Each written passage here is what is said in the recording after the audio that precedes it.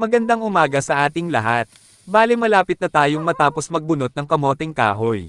At tapos na nga, eto naman yung isang nabunot ko. Wow, sobrang napakalaki. Parang ano lang. Bale ito na nga yung nabunot malalaki. At ito na ang lahat-lahat ng nabunot namin.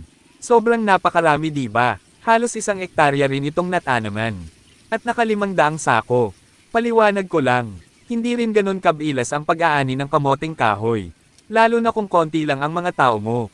Pero kung marami naman ay hindi ganun katagalan ang pag-aani ng kahoy. Kaya sa mga gustong subukan magtanim ng kamoting kahoy, pwede nyo ring subukan. Mas maganda ang kamoting kahoy kapag bago palang matamnan ang lupa ng kahoy. Mas malalaki ang laman. At ito na nga ang proseso ng pag-sheller ng kamoting kahoy. Medyo may kabigatan rin sa pabubuhat. Pero masasanay ka rin at haasa kapag nagtagal. At isa pang maganda sa kamoting kahoy, konti lang ang inputs, hindi kalakihan. Lalo na pag may sarili ka ng binhi. Gagastos ka lang dyan pag nasa tag-ani na. Yun lamang po, naway na intindihan nyo ang pagkakahoy.